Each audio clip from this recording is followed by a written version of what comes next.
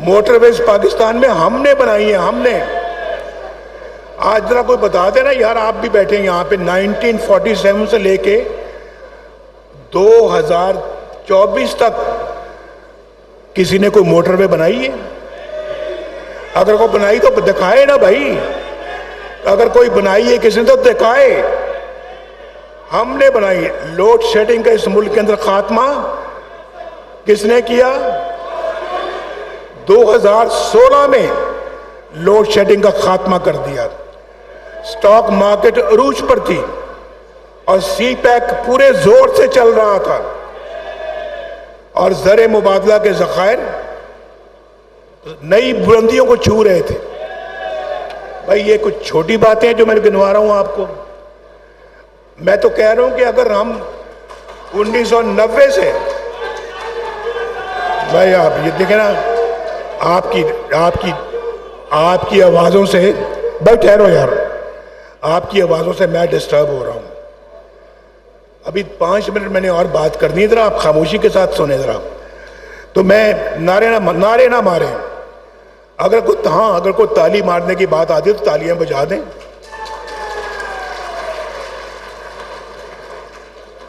لیکن پاکستان کی خوشحالی صرف 4-5 لوگوں نے چھین لی، کروڑوں عوام کو اس خوشحالی سے محروم کر دیا. میں آج ان سے پوچھتا ہوں کہ کیا بھی یہ کوئی بات تھی کہ آپ نے بیٹے سے تنخواہ نہیں لی تو لہذا آپ وزیر اعظم ہیں، آپ گھر جائیں چھٹی کریں؟ یہ کون سے ملک میں ایسے فیصلے ہوتے ہیں؟ اور مجھے بتائیے، پاکستان کے علاوہ آپ کسی اور ملک کا نام لے جہاں یہ ایسے فیصلے ہوتے ہیں؟ بتائیں ذرا، بتائیں. یا تو ہوتا نا کہ میں نے 460 ارب روپے کا ڈاکہ مارا تھا القادر ٹرسٹ، جو بھی آپ جانتے ہیں نا، القادر ٹرسٹ جو عمران خان کا جو ٹرسٹ ہے، 460 ارب روپے کی میں نے ہیرا پھیری کی تھی. اس پہ اگر آپ میری چھٹی کراتے تو کوئی مجھے بھی گلہ نہ ہوتا، شاید کوئی میرا ہمدرد بھی نہ ملتا پاکستان میں. لیکن آپ میری چھٹی کرا رہے کہ میں نے بیٹے سے تنخواہ نہیں لی. یہ کون سے ملک میں ایسا فیصلہ ہوتا ہے؟ یہ ان لوگوں نے پاکستان کو تباہ و برباد کیا. ان لوگوں نے، یہ وہ لوگ ہیں، یہ 4-5 لوگوں نے آپ کے مینڈیٹ کو تباہ و برباد کیا. آج کیا آپ لوگوں کو تھوڑی بہت شرم آتی ہے یا نہیں آتی؟ آپ نے ہماری پارٹی کا ستیہ ناش کر دیا اور اس وقت آپ نے جھوٹے کیسز میں ہمیں ملوث کیا. 150 پیشیاں میں نے بھگتی، 150 پیشیاں مریم نے بھگتی، اور ہمیں سزائیں، جھوٹی سزائیں دے دی آپ نے. اور ابھی واپس آئے ہیں تو اعلیٰ عدلیہ نے ان کیسوں کو اٹھا کر باہر پھینکا. یہ تو کیس جھوٹے ہیں.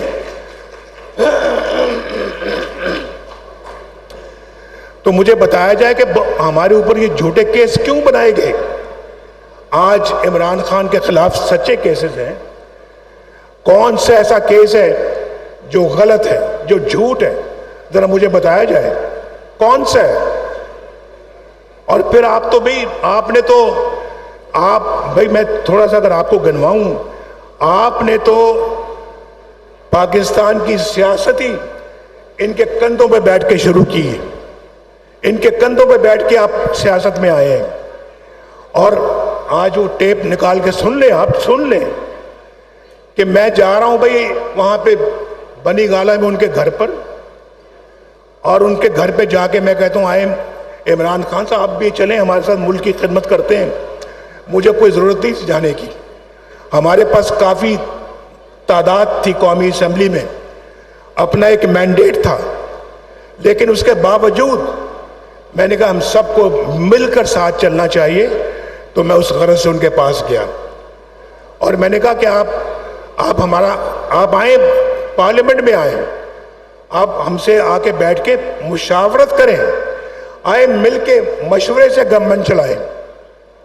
تو انہوں نے، جناب آپ کو پتہ ہے، انہوں نے مجھے آخر میں کہا اچھا نواز شریف صاحب یہ بنی گالہ کی جو سڑک آتی ہے نا یہ بنوا دیں آپ. بنی گالا کی سڑک پہ بات ختم ہوئی. میں نے کہا اچھا جی بنوا دیں گے. وہ میں نے ہفتے 10 دن میں بنی گالا کی سڑک بنوا دی. اس کے بعد موصوف چلے جاتے ہیں لنڈن, اور وہاں پر جا کے وہ لنڈن پلان بنتا ہے دھرنوں کا.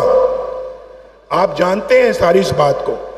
اور پھر وہاں پر وہ جو لوگ ہیں آپ سن لیں, ایک ہمارے وہ جرنلسٹ ہیں, کیا نام ہے ان کا,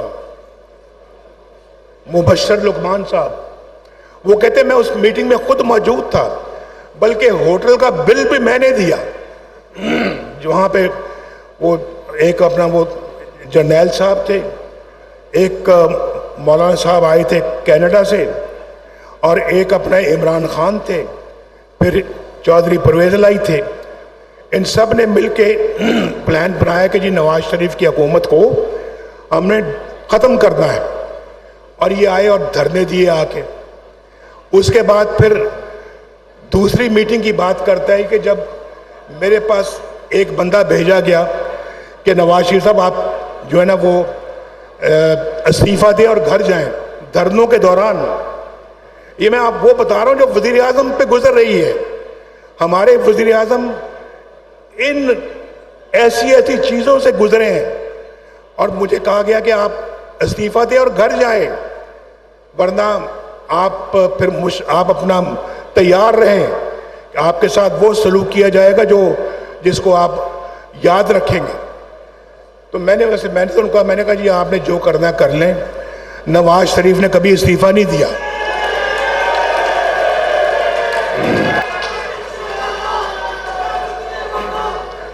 تو سن لیں بس بھائی.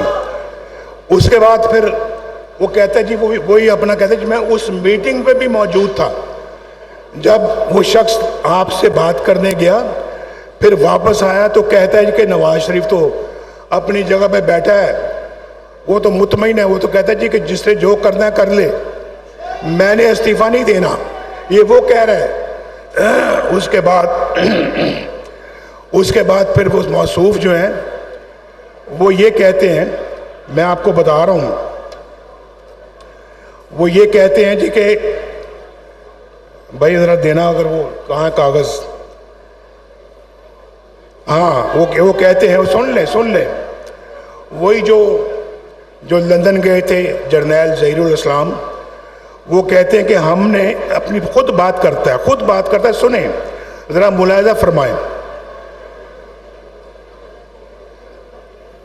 ہم نے مختلف پارٹیوں کو ٹرائی کیا, خواجہ صاحب ادھر توجہ, ہم نے مختلف پارٹیوں کو ٹرائی کیا, ہم نے تیسری فورس کو الاؤ کیا.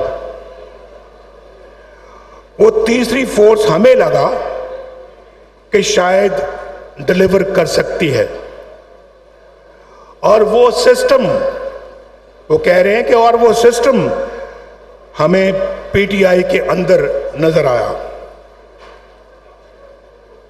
عمران خان صاحب,